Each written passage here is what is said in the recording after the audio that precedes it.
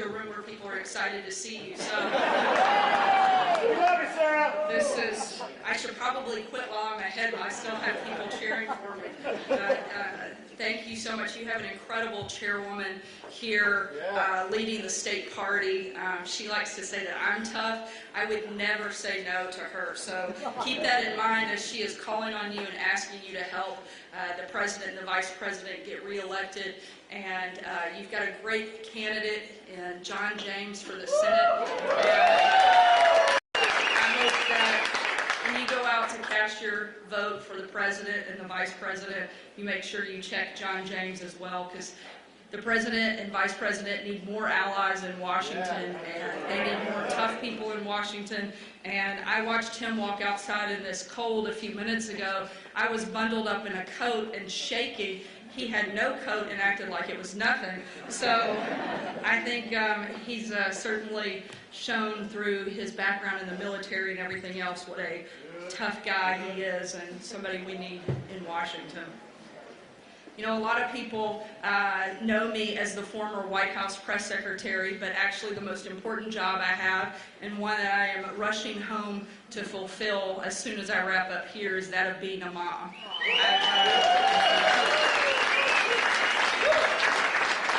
I've got 3 incredible kids, Scarlett, who's 7, Huck, who's 6, and George, who's 4. And yeah, it's pretty crazy at my house, 7, 6, and 4-year-old. But a couple years ago, when Huck was about 4 and a half, I had the opportunity to participate in Bring Your Kid to Work Day at the White House. And I debated at the time, most of the kids that were coming were going to be a good bit older, 7, 8, 9, 10 years old. And I debated whether or not he was going to be old enough to go. And I decided, how many opportunities am I going to get to take my son to Bring Your Kid to Work Day at the White House? So I figured, you know what, we're going to roll the dice and see what happens. You know, you name a kid Huck, you set a certain expectation for him in life, too. He's probably going to be a little bit of a rascal, and he usually lives up to every bit of that. And we got there, and the first part of the day went perfect. He was on great behavior, had his bow tie on, his little jacket, and we were making memories that I'll cherish forever. And I felt like it was just a perfect day.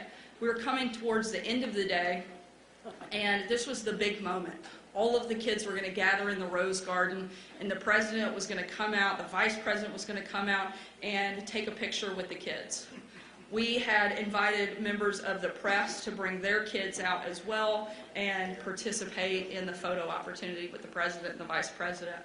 So I'd gone into the Oval Office to walk the president through. You go out, you walk down the stairs, you take your picture, you finish. I said, and as a reminder, half of the kids, their parents are reporters. So you might watch what you say. Naturally, he completely ignored me. And as I'm walking him through this, we look over and we see that the bushes in the Rose Garden start to violently shake. And I'm thinking, well, that's odd. The president's noticed this too. And about the time I start to process it, I see this little blonde head pop up, run fully towards the window of the Oval Office, and press his face firmly against the glass. As I'm watching this unfold, the president, taken aback, goes, oh my gosh, the little boy with his face in the window of the Oval Office. I said, yes, sir, that's my son, Huck. He said, well, Sarah, at least he's handsome. Not to be outdone by that moment, about a month later, Huck and my other kids were playing, and I had been doing some work, and I set my phone down on a Saturday morning and went to do something with my daughter, Scarlett. I came back about an hour and a half later, and I thought, oh my gosh, we're at war. I had no idea what else could have constituted the number of calls, text messages, and emails that had come through over the course of that hour. I knew my boss may have sent out a tweet or something, but even that wouldn't have probably pushed this much incoming just towards me. Finally, I find an email, and embedded in it is a tweet. And at some point during that time frame, my son Huck had put a tweet out from my official press secretary account that went to about 4 million people, full of emojis. I don't know if you've looked at your emoji selection in a while, but for a 4-and-a-half-year-old, that's a lot of options. So, as I started to get really upset with Huck and getting ready to punish him, I realized that the emojis were planes, trucks, traffic lights and boats. And it was actually Infrastructure Week, so instead of being upset with him, I was happy that he was on message.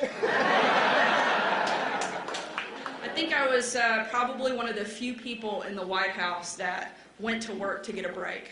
And the press never liked it when I joked that there wasn't chaos in the White House, but there was certainly chaos at my house. And if they wanted to participate in getting 3 kids ready for school, they could see what real chaos was like. In all seriousness, if we want to see chaos in the White House, destructive chaos in the White House, then we can let Democrats run our country. If we want to see real chaos, we can allow Democrats to implement higher taxes and bigger government. Thankfully, we have a president and a vice president who have been focused on delivering lower taxes and making government smaller, not bigger.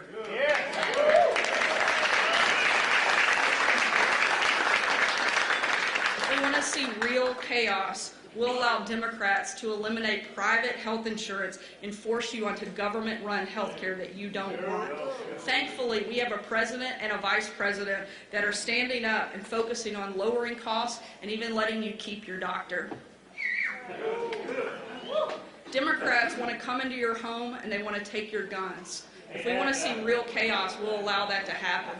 We have a president and a vice president who understand that you have a God-given right enshrined in the Constitution that allows you to protect your family because you can do it better than anybody else. Amen.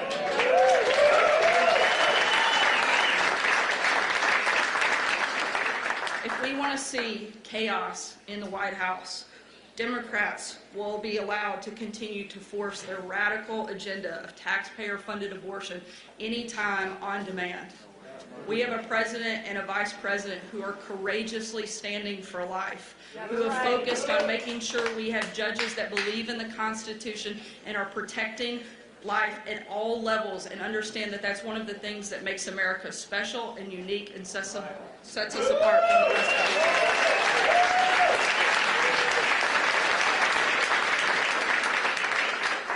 If we want to see the most destructive type of chaos, we would allow Democrats to take over the White House and weaken our military. After all, they let ISIS run wild across the Middle East. President Trump and Vice President Pence rebuilt our military and they crushed the ISIS caliphate. And now their leader is dead, thanks to this administration and the brave men and women of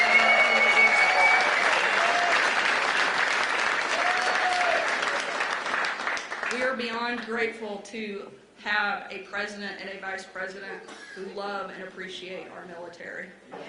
They know that they represent the very best of this country. I had the opportunity when I was serving as the White House press secretary to travel with President Trump on a secret trip to Iraq over Christmas, just about a year ago. It was one of the most remarkable moments of my entire time there, but probably in my life. You see, when everyone was gathering around the Christmas tree and gathering with their families, we were flying in the darkness of night to go and greet hundreds of troops that had never planned on being with their family for Christmas, that were making the ultimate sacrifice so that we could live in the greatest country on the face of the planet.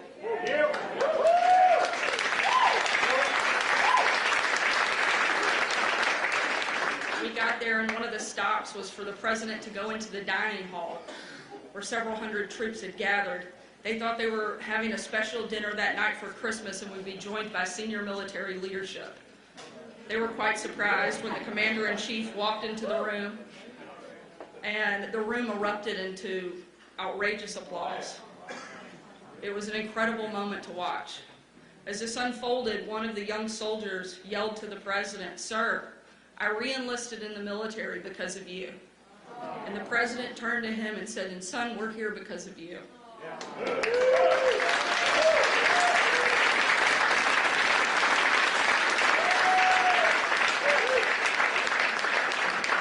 The president went over and shook his hand and made his way across the room and stopped and met with each of the soldiers at the different tables. And as he did that, that soldier that he had had that encounter with came up to me. And he stopped and he said, "Sarah, I just wanted to tell you thank you. You have a really tough job." I politely corrected him. Notice I said politely. Here was somebody who was putting his life on the line to defend our freedom, to defend our liberty, to defend our country as we know it. And I let him know that what I do is nothing compared to the sacrifice that he makes every day. And I told him that actually you, sir, have a tough job. He silently reached up and took the patch off of his arm. He didn't say a word. He put it into my hand. He reached up. He gave me a huge hug. I held on probably longer than I should have. And he said, "Ma'am, we're in this together." It was a moment that I will cherish for the rest of my life. I was overwhelmed and I was speechless, and I walked away with tears in my eyes, more grateful than ever for the men and women who serve in our armed forces.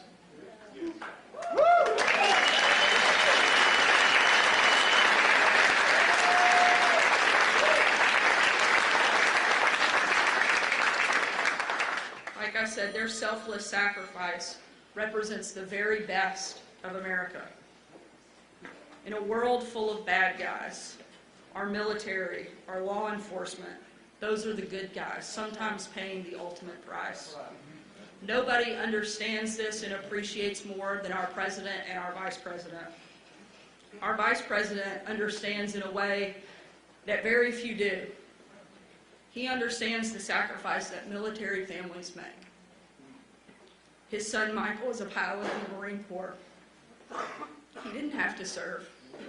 He could have easily taken a much more comfortable path in life. But he, like all of the members of our military, they choose to serve because they believe in America. They believe in our country. It's often been said that you can't fake good kids. And I get to see that lived out so much in the Vice President and the President's families. The Pence family is an American family who loves God unashamedly, loves our country, and is willing to sacrifice for it. They inspire us all. I had the great opportunity in the world to work with the President and the Vice President and to watch them selflessly serve and sacrifice because they believe in this country, because they love this country, and they want to preserve what makes it special. This is goes on the wall as one of the greatest opportunities to get to introduce the most wonderful, most amazing Vice President and someone I'm proud and honored to get to call my friend. Ladies and gentlemen, our Vice President and the best one we could ever possibly hope for, Mike Pence.